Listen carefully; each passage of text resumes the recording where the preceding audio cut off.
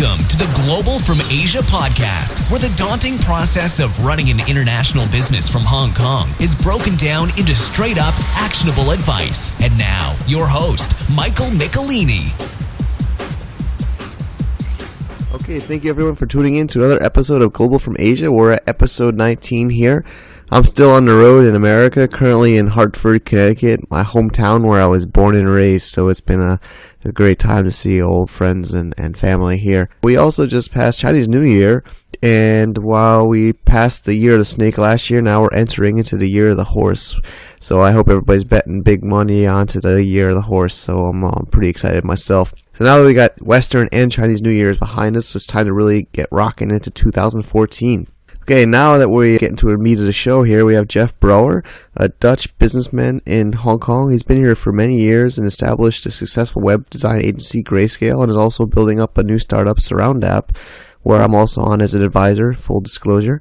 And he explains his business experience coming to Hong Kong, setting up the limited companies, hiring, getting government support, and other valuable business insights. So here we go.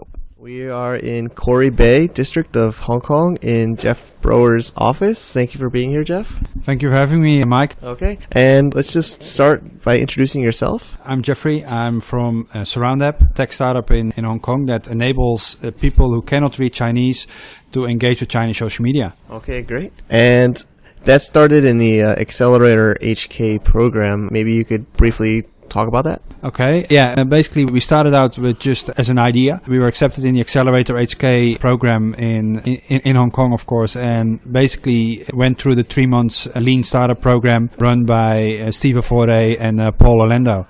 And that was great. Basically, we learned a lot. Without them, we wouldn't be here at this point in this time with our current status. Okay, great. And your team building and maybe your experiences with local developers and designers? Yeah, basically for local developers and local designers, I'm lucky that I have a developer as a co-founder. And she's originally from Shanghai, but studied in Hong Kong for 8 years. She's a PhD graduate. But mostly we were looking for designers, and that's a little bit hard here in Hong Kong. There are not as many students that are available, and basically also a lot of them are from mainland. And that means that they are allowed to work for 1 year here in Hong Kong, and after that you have to apply for a working visa for them. And that for a startup is not always easy. Yeah, definitely. I mean, I think having a long-term team is always, if you have like high turnover and visa issues, whether they're from mainland China or overseas. How about your own story, how you came to Hong Kong? Basically, I came to Hong Kong because of the work of my wife. She got a job offer to set up a company here in Hong Kong. And being an entrepreneur, I said, I will go with you and I'll find something. And I set up a web design company here in Hong Kong. And based from that, I started SurroundApp. Okay, great. And so you're from Holland originally, and that's also good to note. Is there a difference? How about you're on an investment visa? We've had earlier podcasts about the visa process. Maybe you could share your own experiences. Yeah, basically, it isn't that hard to get a visa. Only when you apply for a visa, an investment visa, for instance, and you say like, okay, I'm going to have like 5 staff within a year, then you better make sure that you have 5 staff within a year. Because if you don't have that, then at that point, they will cancel your next application. Also, yeah, basically for that is that you have to have enough money up front to basically show that you can support yourself for at least the first year. Visa problems are always a problem. For now, basically, we are hiring through a visa agency. So they really guide us in what to basically ask and what not to ask and what kind of job titles basically we give the people that we're asking visas for. So even those kind of small things, job titles are very important in being able to get a visa. That's great. And so I think you have 2 limited companies in Hong Kong, or how many, and maybe your process with opening up Hong Kong companies? I have 2 limiteds now here in Hong Kong. That's as easy as it can get. It's the most easiest thing there is. If I compare it to, for instance, setting up a company in the Netherlands, where you are required to put in at least, it's now I think 18,000 euros as basically equity cash into the company. You can buy at that point machinery of that, but you're not allowed to take it out. So those kind of investments aren't necessary here. And yeah, it's just easy. The only thing here is that you have to have a company secretary. But if you really go into that, then for instance, your partner or somebody you really trust can be your company secretary, so you don't have to pay for that either. All the rest is just as easy as it can be. It's very easy to set up a limited, and at that point also get a bank account, etc. So how about SurroundApp? Maybe we briefly talked about it at the beginning. Maybe you can give us, I know you've been through some little bit of pivots in customer validation. Maybe you could explain where you are now and your history. Okay, yeah, basically we started out as my own personal frustration that I couldn't follow people on Sina Weibo that only were posting in Chinese. And I was like copy and pasting from one app to another app, and Google Translate doesn't always give a good translation for that. So that personal frustration was basically the motivation of SurroundApp. And going to the accelerator, we found out that basically we first thought like, okay, let's help businesses to do procurement in China. That wasn't really an issue for them, because usually factories now have English-speaking staff, or a real procurement person has maybe a local staff hired here in Hong Kong that at least speaks Putonghua. So then we basically turned it around and said like, okay, China is now converting from a manufacturing economy to a consuming economy. That means that they need products, and they also don't trust their local product, and they want foreign products. So there's a big market now for Western companies to promote their products on Mainland Chinese social media, because also 50% of the Chinese are influenced by social media when it comes to new products. So that's why we set up now the SurroundApp dashboard. It's a web dashboard that will allow you to promote products or brands on Chinese social media without even knowing any Chinese. And that's locally done here in actually mostly this office with your team. That's really great. And how does that work? You have your web design and your SurroundApp maybe. Okay, like I said, when I came here, I set up another company here that was a web design company, Greyscale. And basically what we do is web design for companies that want to have a good net presence, a very user experience focused. And basically we now bootstrapping SurroundApp in that office. It means that most of the developers are also working on SurroundApp, but also the other way around. That gives a good synergy. That means also that we have a bigger team to support for SurroundApp, but also a bigger team to support for the clients for Greyscale. And basically it also gives them a lot of experience in, for instance, converting clients, user experience. And that gives just a good feeling. And also when we hire new staff, they can experience working for clients, building websites for clients, but also they can experience building a startup.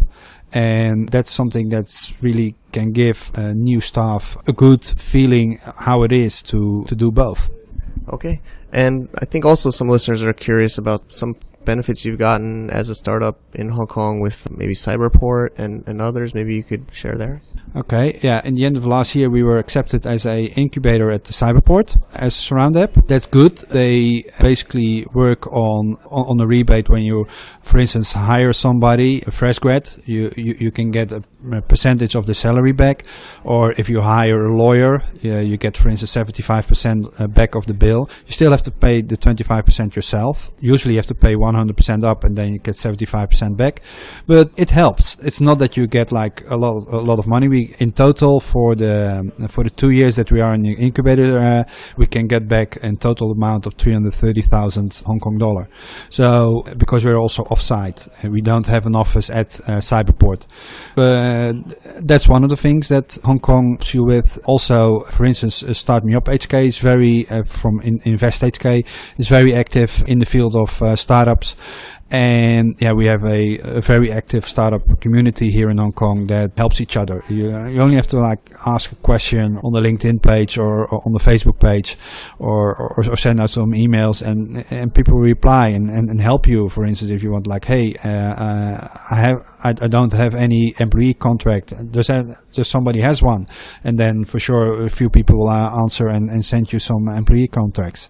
So further on, there could be a little bit more done for startups here in Hong Kong by, for instance, the government, especially when it comes to working visas. Some funding would be nice too, but for now, I think they're still doing a great job, and it's already much better than 3 years ago. Yeah, I definitely agree. The programs and support is getting much better, and the community is definitely developed.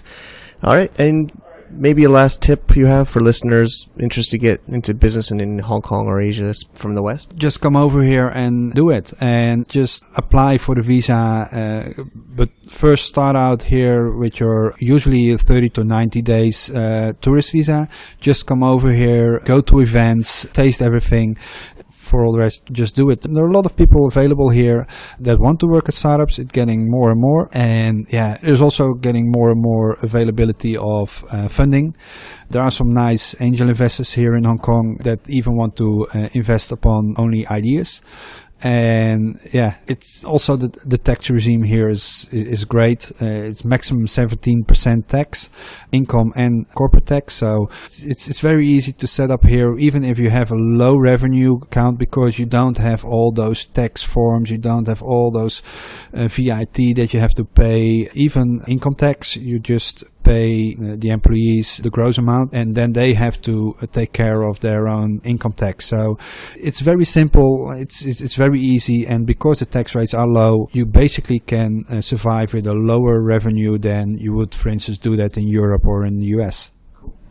Thank you, Jeff. And for those interested to contact you or your business, how do you suggest? They can find my details through Twitter. That's a Jabbery handle, or Weibo, of course, is also at Jabbery. Otherwise, they can find me on www.jeffreybrewer.com. Awesome. And we'll link that in the show notes. Thank you guys for tuning in. Thank you, Jeff, for your time. Thank you, Mike, for being here. Okay, that's a wrap. Thank you so much, Jeff, for that, and sharing so openly about your business and experiences. Really appreciate it. Okay, and now some listener feedback. Simon Stock, a friend of mine and also a podcast listener, we've been going back and forth in emails over the last couple of weeks about podcast and recording here and feedback, and he has this to share with everybody. So Simon says, "They are awesome, and I'm definitely learning a lot. Cool to hear people's stories about how they get started and what they're up to now. Love that you drink during the show, smiley face." Okay, Simon, you were listening to me and Chris Gormley on episode 9, and I have to admit, I'm pretty open anyway. We were both drinking some wine from 7-Eleven in China, and it was a pretty funny episode where we gave some pretty funny jokes, or tried to be a little bit more funny in that show.